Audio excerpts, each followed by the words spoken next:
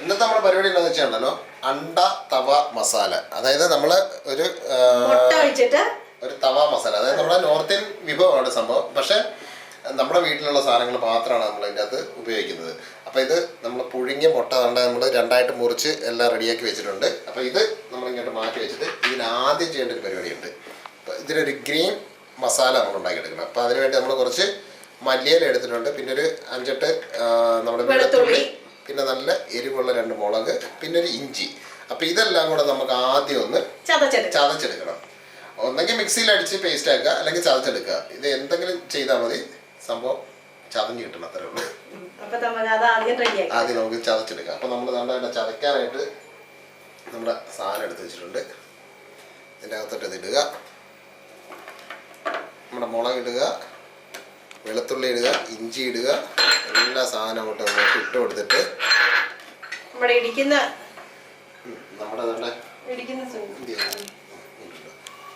ഇങ്ങനെ വെച്ച് നമുക്ക് ഇതൊന്ന് നല്ല ഒരു ഇടിച്ച് പേസ്റ്റ് ആക്കി എടുക്കണം. അപ്പൊ ഇതാണ് അതിന്റെ ആദ്യത്തെ പരിപാടി എന്ന് പറയുന്നത്. അപ്പൊ ഇതൊന്ന് ഇടിച്ച് പേസ്റ്റ് ആക്കി റെഡിയാക്കി ഇപ്പൊ നമ്മൾ കൊണ്ടുവരാം. അപ്പോൾ നമ്മുടെ ഗ്രീൻ ചില്ലി പേസ്റ്റ് എല്ലാം നമ്മൾ റെഡിയാക്കി വെച്ചിട്ടുണ്ട്. ഇനി നമുക്ക് മുട്ട എടുക്കുക. അപ്പോൾ നമ്മൾ പാൻ വെച്ച് അതിനകത്ത് എണ്ണ ഒഴിച്ചിട്ടുണ്ട്.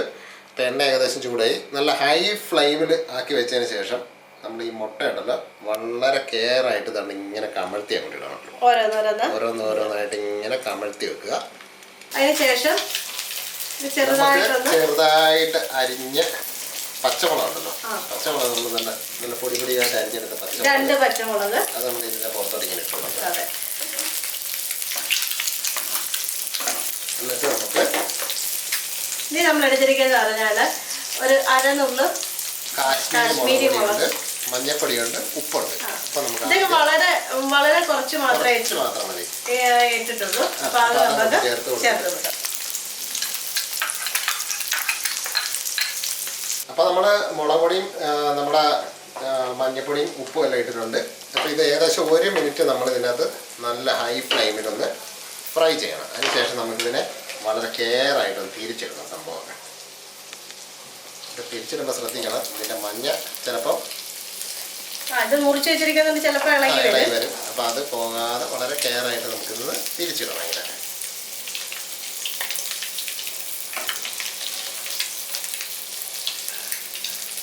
അപ്പോൾ നമ്മൾ എല്ലാം നമ്മൾ തിരിച്ചിട്ടിട്ടുണ്ട്. ഇനി നമ്മൾ ചെയ്യേണ്ട പരിപാടി വെച്ചാൽ ഈ പാൻ എടുത്തിട്ട് പതുക്കെ ഇങ്ങനെ ഒന്ന് ഷേക്ക് ചെയ്ത് കൊടുക്കണം. അപ്പോൾ എല്ലാ സ്ഥലത്തും, അതായത് നമ്മുടെ ആ മുട്ടയുടെ സൈഡിലും എല്ലാം നമ്മുടെ മസാല പറ്റും. അതൊരു 2-3 മിനിറ്റ് നമ്മൾ ഇങ്ങനെ ഒന്ന് ഷേക്ക് ചെയ്ത് കൊടുക്കണം.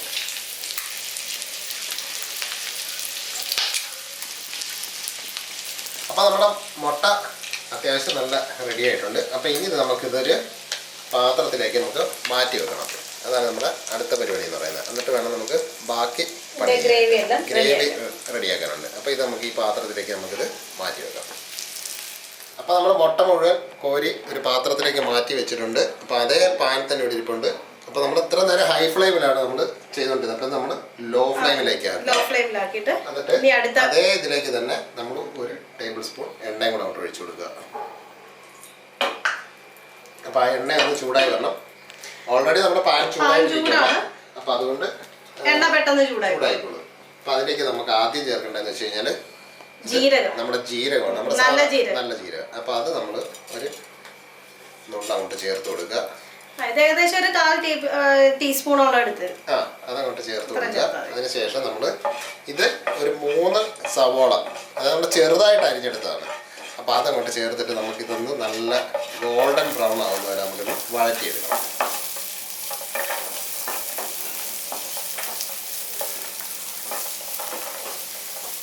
സവോള ചെറുതായിട്ട് അരിയാണ് ഇതിന്. ചെറുതായിട്ട് ഗ്രേവി ഒക്കെ നല്ല തിക്ക് ഗ്രേവി കിട്ടണം. അപ്പോൾ അതിനുവേണ്ടിയാണ് നമ്മൾ ചെറുതായിട്ട് അരിഞ്ഞെടുക്കുന്നത്. കാര്യം നമ്മൾ സാധാരണ മുട്ടക്കറിയൊക്കെ വെക്കുമ്പോഴത്തേക്ക് നമ്മൾ നീളത്തിലല്ല അരിയുന്നത്. പക്ഷേ ഇത് നേരെ തിരിച്ചാണ് നമ്മൾ ഉപയോഗിക്കുന്ന ഇൻഗ്രീഡിയൻസ് ഒക്കെ ഏകദേശം അതൊക്കെ തന്നെയാണ്. പക്ഷെ അതിന്റെ ചില വ്യത്യാസങ്ങളുണ്ട്, മുഴുവൻ അതല്ല. ടേസ്റ്റിന് ഒത്തിരി അധികം വ്യത്യാസമുണ്ട്. അപ്പോൾ ഇത് നല്ല ഗോൾഡൻ ബ്രൗൺ ആണ്. അതുവരെ നമുക്കിങ്ങനെ നിർത്താതെ ഇളക്കി ബ്രൗൺ ആക്കി എടുക്കണം. അപ്പോൾ നമ്മുടെ സവോള നല്ല ഗോൾഡൻ ബ്രൗൺ ആയിട്ടുണ്ട്. അപ്പോൾ ഇനി നമുക്ക് ഇതിൻ്റെ അകത്തോട്ട് നമ്മൾ നേരത്തെ തയ്യാറാക്കി വെച്ച നമ്മുടെ പച്ച പേസ്റ്റ് അതങ്ങോട്ട് ചേർക്കുക. എന്നിട്ട് നല്ലപോലെ അങ്ങോട്ട് ഇളക്കണം. ഞാൻ തീ കുറച്ച് വെച്ചിട്ടുണ്ട്. തീ നമ്മൾ ലോ ഫ്ലെയിമിലേക്ക് ആക്കിയായിരുന്നു. കാര്യം അല്ലെങ്കിൽ ഉണ്ടല്ലോ പെട്ടെന്ന് എല്ലാം കരിഞ്ഞു പോകും. ചിലപ്പോൾ സവാള വഴറ്റുമ്പോൾ ഇച്ചിരി തീ കൂട്ടി വെച്ചാലും നമ്മൾ ഈ പച്ച പേസ്റ്റും നമ്മുടെ ബാക്കിയുള്ള മസാലകളൊക്കെ ചേർക്കുമ്പോഴത്തേക്കിനും തീ ഇച്ചിരി കുറച്ച് വെക്കാവേ. അപ്പോൾ ഇനി നമുക്ക് ആദ്യം ചേർക്കേണ്ടതെന്ന് വെച്ച് കഴിഞ്ഞാൽ നമ്മുടെ മഞ്ഞപ്പൊടി നമ്മളൊരു അര ടീസ്പൂൺ മഞ്ഞപ്പൊടി നമ്മൾ ചേർത്തിട്ടുണ്ട്. ഇതൊന്ന് ഇളക്കി കൊടുക്കുക.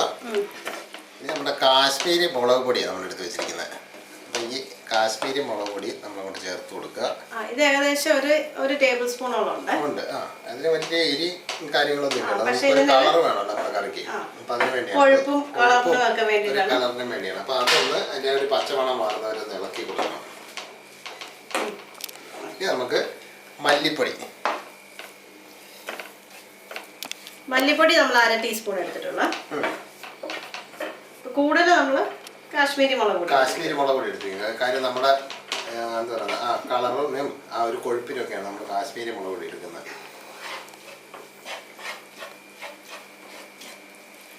ഇനി നമുക്ക് ഗരം മസാല ചേർത്ത് കൊടുക്കണം. ഇത് ഒരു അര ടീസ്പൂൺ മതിയേ. നമ്മൾ വീട്ടിൽ തന്നെ പൊടിച്ചതായതുകൊണ്ട് നല്ല ഒരു മണവും കാര്യങ്ങളൊക്കെ കിട്ടും. ഇനി നമുക്ക് അത്യാവശ്യം എരിവ് വേണമല്ലോ നമുക്ക് കറിക്ക്. അപ്പം അതിന് വേണ്ടി നമ്മുടെ നല്ല എരിയുള്ള മുളക് പൊടി അത് അര ടീസ്പൂണാണ് എടുത്തിരിക്കുന്നത്. നമ്മുടെ ആവശ്യത്തിനനുസരിച്ചിട്ട് ചേർക്കാം. പിന്നെ നമുക്ക് ഇതിനാവശ്യത്തിനുള്ളത് ഉപ്പ്. അത് നമ്മുടെ ടേസ്റ്റിനനുസരിച്ച് നമ്മൾ ആദ്യം മുട്ട വറുത്തപ്പം കുറച്ച് ഉപ്പിട്ടിട്ടുണ്ടായിരുന്നു, ചേർത്തിട്ടുണ്ട്. അപ്പോൾ നമുക്ക് അതിൻ്റെ ഒരു ആവശ്യത്തിന് മാത്രം നമ്മൾ ഉപ്പ് ചേർത്ത് കൊടുക്കാം. അതിനൊരു എന്താ പറയുക, നമ്മൾ കറിയൊക്കെ വെക്കുമ്പോൾ നമുക്കൊരു ഐഡിയ ഉണ്ടല്ലോ. ഈ ഉള്ളിക്കും ഈ മുളക് പൊടിക്കും പച്ച പേസ്റ്റിനും എല്ലാത്തിനും കൂടെ എല്ലാം കൂടെ വേണ്ടിയിട്ടുള്ള ഉപ്പാണ് ചേർക്കുന്നത്. അപ്പൊ ഇനി ഇത് നല്ലപോലെ ഇളക്കി ഇപ്പൊ നമ്മൾ മിക്സ് ചെയ്യാണ് ഇളക്കി. അപ്പോൾ നമ്മുടെ ഗ്രേവി റെഡി ആയിട്ടുണ്ട്. അപ്പോൾ ഇനി നമുക്ക് ഇതിൻ്റെ അകത്ത് ഇട്ട് കൊടുക്കേണ്ടതെന്ന് വെച്ച് കഴിഞ്ഞാൽ നമ്മുടെ വെളുത്തുള്ളി ഇല്ലേ, ഇതാണ് ഇതിൻ്റെ അകത്ത് മെയിൻ സംഭവം എന്ന് പറയുന്നത്. ഇതിപ്പോൾ ഒരു 10-15 എണ്ണത്തോളം ഉണ്ട് നമുക്ക്. ഇത് നമ്മൾ അരിയൊന്നും ചെയ്യേണ്ട, അല്ലാതെ നമ്മൾ ഇട്ട് കൊടുത്തിട്ട് നല്ലപോലെ ഇളക്കണം.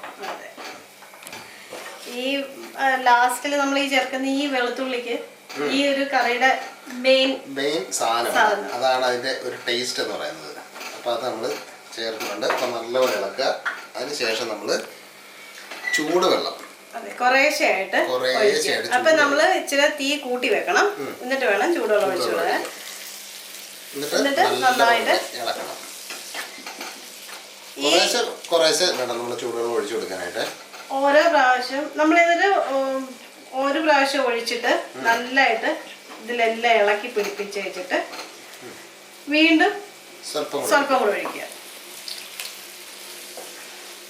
ഇനി വീണ്ടും അത് ഇളക്കി അതിന്റെ ആ ഒരു അതെ, ഈ എണ്ണ ഇങ്ങനെ തെളിഞ്ഞ് വരണം. നമ്മളിങ്ങനെ ചെയ്തോണ്ടിരിക്കത്തില്ലേ, അപ്പം എണ്ണ തെളിഞ്ഞ് വരണം. അതാണ് നമ്മുടെ ഇതിന്റെ ഒരു പരുവം. അതുവരെ നമ്മളിങ്ങനെ ചൂടുവെള്ളം ചൂടുവെള്ളം ഒഴിച്ച് ഇളക്കി കൊടുക്കണം. അപ്പം നമ്മൾ നല്ല ഫ്ലെയിം കൂട്ടി വെച്ച് വേണം ഈ സമയത്ത് ചെയ്യാനായിട്ട്.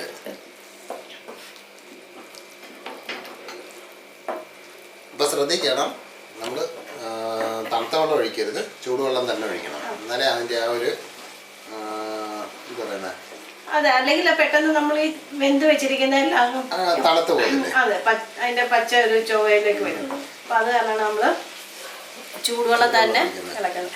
അപ്പൊ ഇങ്ങനെ നമുക്ക് കാണാം ഇതിന്റെ എണ്ണ ഇങ്ങനെ തെളിഞ്ഞ് വരുന്നത്. അപ്പൊ ആ ഒരു ലെവലാണ് നമുക്ക് ആവശ്യമുള്ളത്. അപ്പൊ കുറച്ചും കൂടെ വെള്ളം ഒഴിച്ച് നമുക്ക് ഇതേപോലെ തന്നെ ഇളക്കി എടുക്കണം.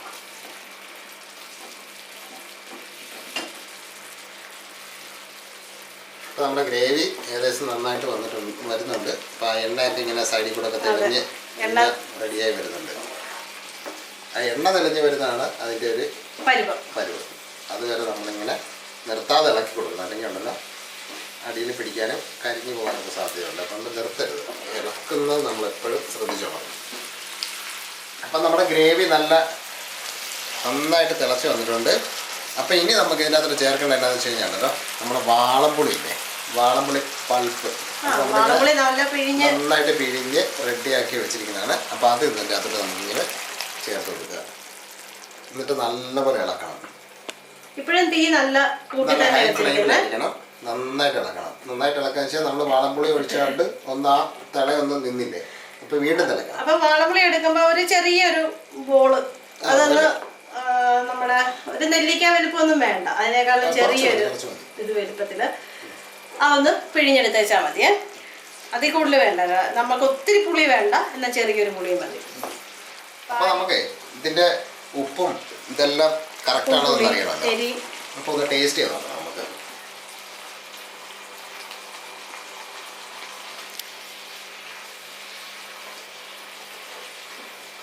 ശകലം ഉപ്പ് കൂടാം.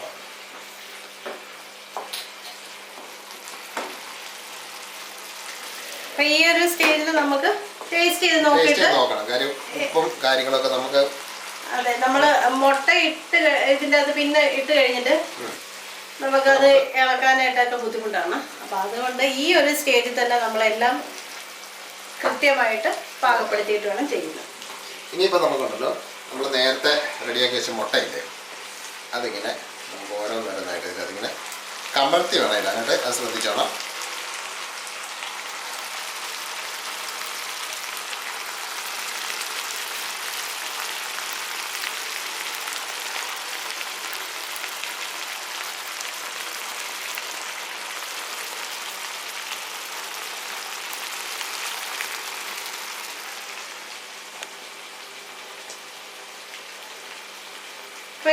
തീ നല്ല ഹൈ ഫ്ലെയിമിൽ തന്നെയാണ് ഇപ്പോഴും വെച്ചിരിക്കുന്നത്.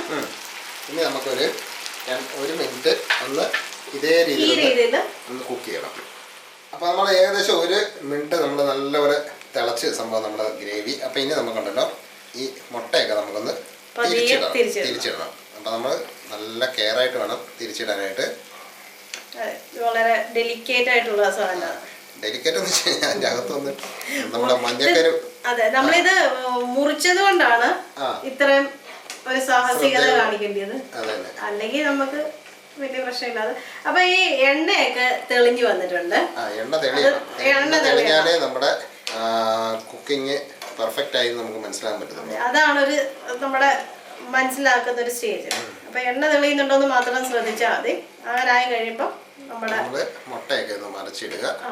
മറിച്ചിട്ടിട്ട് വീണ്ടും നമ്മളൊരു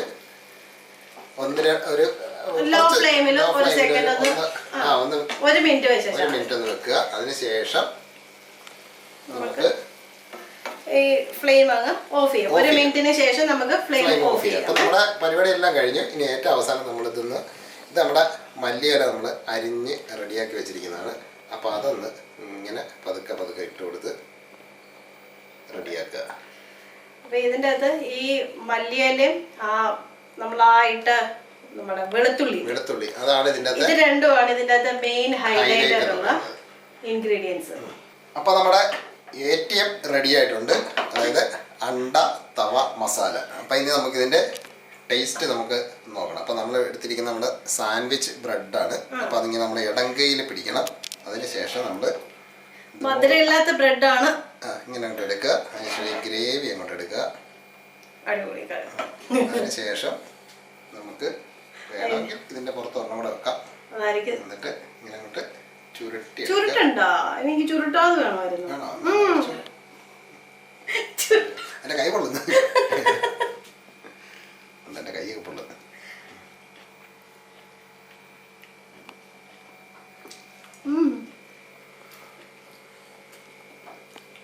അടിപൊളിയാ, നല്ല ടേസ്റ്റ് ഉണ്ട്, നല്ല ചൂടുണ്ട്.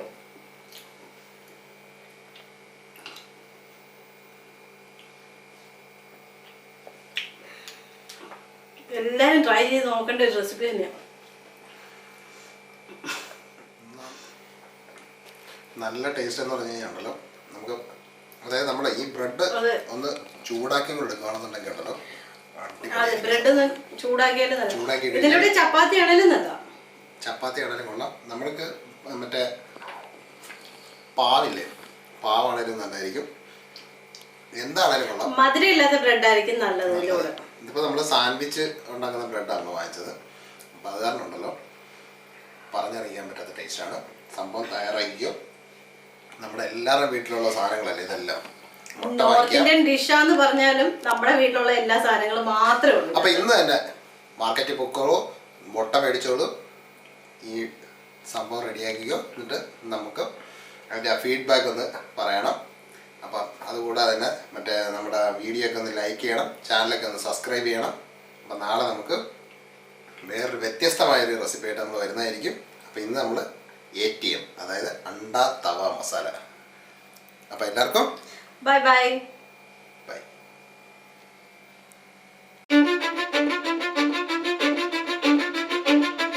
Cause I don't give a fuck what you say.